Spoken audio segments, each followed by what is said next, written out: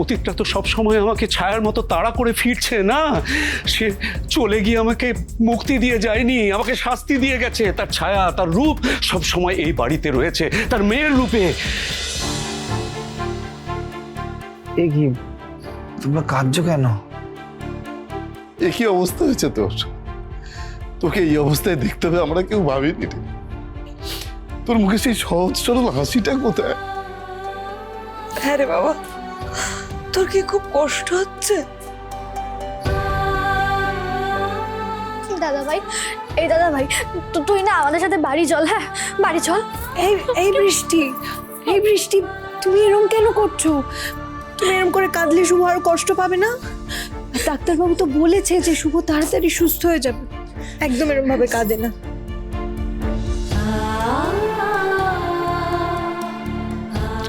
আমিও তোমার খবরটা শুনে আর ঘরে থাকতে পারলাম না শালাবাবু, তাই চলে এলাম। দিদি কই? দিদি আসেনি? হ্যাঁ, এসেছিল তো। আসলে তিতলির জ্বরটা এমন বেড়ে গেল, আমি ওষুধ টষুধ কিনে ওকে বাড়ি পাঠিয়ে দিলাম।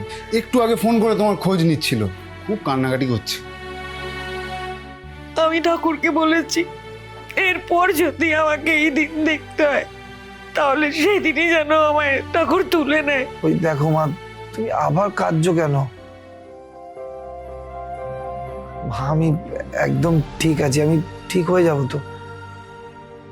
তোমরা কোথায় আমাকে সাহস যোগাবে? তোমরা নিজেই কান্নাকাটি করছো।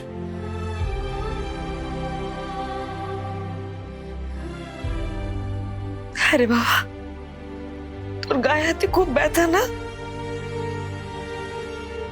হ্যাঁ মা, হাতে একটু ব্যথা আছে, তবে তোমাদের চোখে জল, এই ব্যথা না আমাকে অনেক বেশি যন্ত্রণা দিচ্ছে।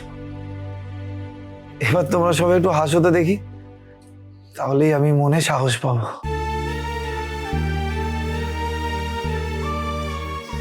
তোকে আর আমরা কি সাহস যোগাবো? তুই তো মস্ত বীর, রাজার রাজা তুই। রাজা কখনো ভেঙে পড়ে? আমাদের সবার আশীর্বাদ তোর সঙ্গে আছে। তোমাদের এই আশীর্বাদ, ভালোবাসাই তোমার মূল ওষুধ বাবা।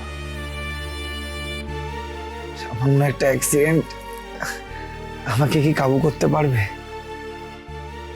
তোমরা দেখো, আমি কাল থেকেই দৌড়াবো। কি শিবন্যা, তাই তো?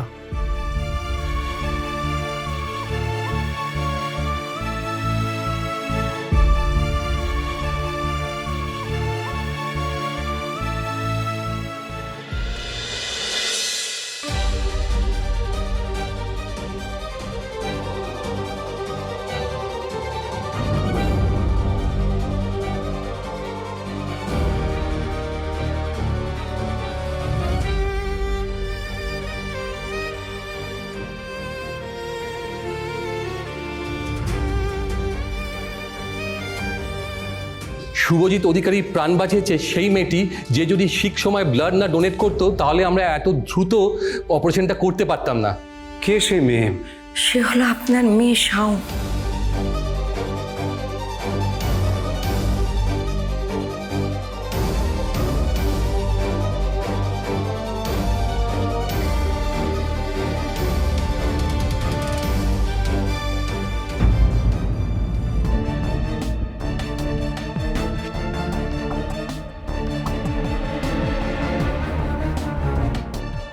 আমি অনেক দিন ধরে খেয়াল করছি বীরু, তুই যখনই খুব ডিস্টার্বড হয়ে যাস তখনই একা একা বসে ড্রিঙ্ক করিস। নে দাও। কেন বীরু, কেন নিজেকে এভাবে কষ্ট দিচ্ছিস তুই? কষ্ট দেওয়ার জন্য ড্রিঙ্ক করি না, কষ্টটা ভোলার চেষ্টা করি। বলতে কি পারছিস? জানি না, ক্ষতটাতে একটু প্রলেপ লাগছে, তবে ক্ষতটা যে কতটা পুরনো সেটা তো তুই জানিস। অনেকগুলো বছর কেটে গেছে বীরু, এবার কিন্তু তোকে ক্ষতটা পুরোপুরিভাবে সারিয়ে ফেলতেই হবে।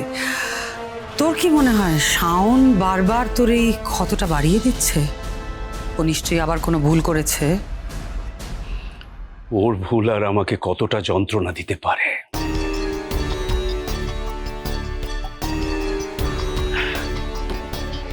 দিদি, সবটা আমার দুর্ভাগ্য। কিন্তু আমি তো বিনা দোষে একটা মেয়েকে কাঠগড়ায় তুলতে পারি না, সেটা তো অন্যায়। এ কি হঠাৎ বীরু এরকম উল্টো সুর গাইছে কেন? শাওনের প্রতি ওর চোখে মুখে তো কোনো ঘৃণা ফুটে উঠছে না।